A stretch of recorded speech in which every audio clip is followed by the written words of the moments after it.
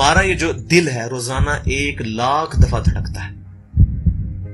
1,00,000 دفعہ ہر انسان کا دل دھڑکتا ہے, اور 1,00,000 دفعہ دھڑکنے سے 10,000 لیٹر خون ہماری شریانوں میں ٹریول کرتا ہے روزانہ. اور ہماری شریانیں جو ہیں, وینز جو ہیں, ان کو اگر جوڑا جائے تو 1,00,000 کلومیٹر بنتی ہیں. 2.5 چکر پوری زمین کے بن جائیں ہر انسان کی شریانیں اگر جوڑی جائیں. ان ساری شریانوں میں جو خون ٹریول کرتا ہے دل کے ذریعے, کیا یہ خود بخود ہو رہا ہے؟ پھر اس کے بعد اس چیز کے اوپر غور کریں کہ ہمارے جو گردے ہیں روزانہ 25 دفعہ ڈائلیسس کرتے ہیں. ایک ڈائلیسس کی قیمت مارکیٹ میں تقریباً 3,500-4,000 روپے ہے. 4,000 کو آپ 25 سے ضرب دیں, 1,00,000 روپے کا کام ہمارے گردے مفت روزانہ کر رہے ہیں بغیر کسی تکلیف کے. ڈائلیسس کروانے کے لیے تو ٹائم دینا پڑتا ہے, تکلیف کاٹنی پڑتی ہے.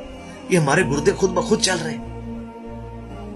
کیا زمین و آسمان کی ساری مخلوقات مل کے جس بندے کے گردے فیل ہو جائیں وہ گردے چلا سکتی ہیں دوبارہ؟ یا دل فیل ہو جائے تو دل چلا سکتی ہیں؟ یہ کوششیں ہوتی ہیں, بیٹری لگاتے ہیں, لیکن وہ کہتے ہیں کہ دل چل رہا ہے لیکن جان ختم ہو چکی ہے. اس طرح دل چلنے سے جان نہیں آ سکتی بیچ میں.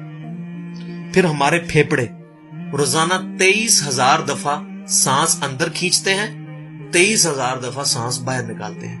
اور جو سانس اندر کھینچتے ہیں, آکسیجن جو ابزارو کرتے ہیں, یہ آکسیجن پورے جسم کے ہر خلیے تک پہنچتی ہے. اور ہمارے جسم میں خلیوں کی تعداد کوئی ہزاروں میں لاکھوں میں نہیں ہے. ایک انسان کے جسم میں 100 ٹریلین خلیے موجود ہیں. 100 ٹریلین, اور 1 trillion is equal to 1000 billion, 1000 ارب کے برابر. اس کو سمجھانے کے لیے سائنٹسٹ نے یہ ایگزامپل دی ہے کہ اگر انگلینڈ جیسے 30 ملک ہوں اور وہ 30 کے 30 ملک درختوں سے پر ہوں, ہر درخت کے 10,000 پتے ہوں, تو جتنے پتوں کی تعداد بنتی ہے نا, 30 انگلینڈ جیسے ملک مکمل درختوں سے بھرے ہوئے, وہ سارے پتے گنے جائیں, ہر درخت کے 10,000 پتے ہوں, تو یہ 100 ٹریلین فگر بنتا ہے. اتنے خلیوں تک آکسیجن روزانہ پہنچتی ہے, جسم کے اندر خلیے موجود ہیں. اور ہر خلیہ ایک پرفیکٹ فیکٹری ہے, پاور جنریشن پلانٹ اس کے اندر لگا ہوا ہے, وہ اپنی خوراک تیار کرتا ہے. ہر خلیہ اس تک آکسیجن پہنچتی ہے, خون کا نظام پہنچتا ہے. یہ سارے کا سارا کمپلیکس سسٹم کیا خود بخود ہو رہا ہے؟ زمین و آسمان کی ساری مخلوقات مل کے یہ کام نہیں کر سکتی, جس کے بارے میں ہمیں وہم ہو گئے شاید یہ خود بخود ہو رہا ہے. پھر اپنی آنکھوں کے اوپر غور کریں.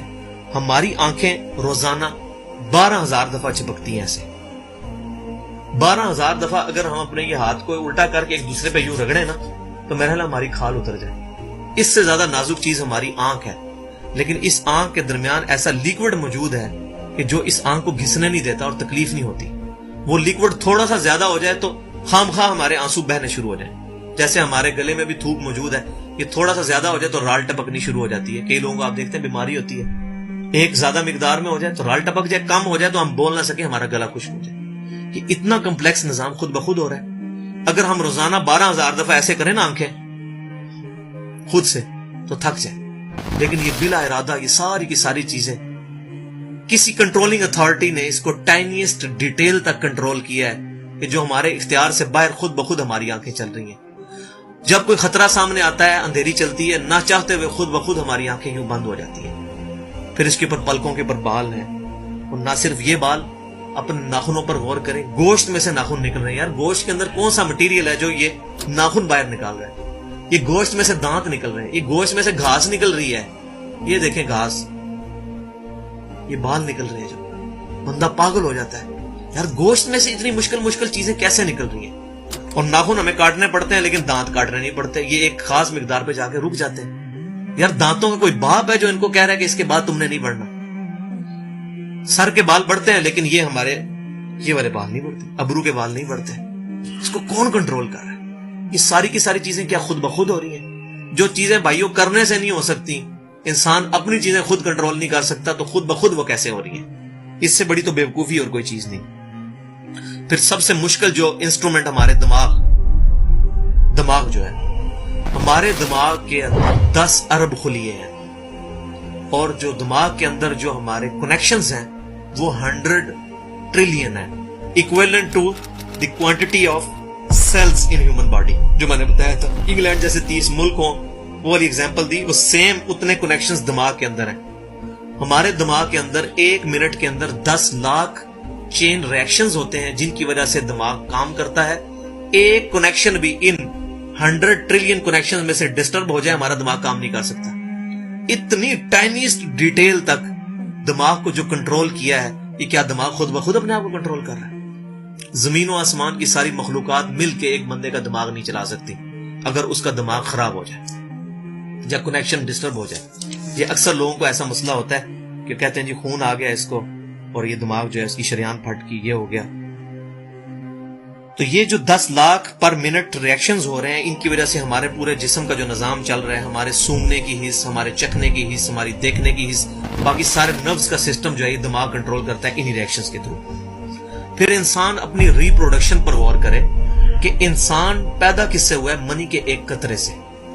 منی کے ایک قطرے کے اندر 1,20,00,000 سپرمز موجود ہوتے ہیں. ہر منی کے قطرے میں اتنی طاقت موجود ہے کہ 1,20,00,000 انسان اس میں سے پیدا ہو سکتے ہیں ایک قطرے میں سے. اور ان 1,20,00,000 سپرم میں سے صرف ایک سپرم جو ہے وہ گائیڈ ہوتا ہے. وہ ایک پوری سٹوری ہے, اگر میں سناؤں اس کے لیے گھنٹوں چاہیے.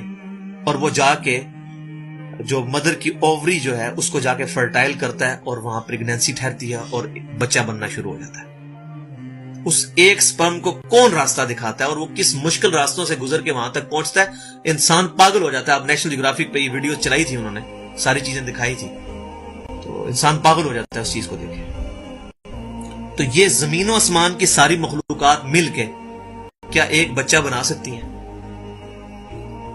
پاگل ہیں سب کے سب لوگ, پریشان ہو جاتے ہیں کہ منی کے ایک قطرے سے اتنا بڑا انسان کیسے بن جاتا ہے.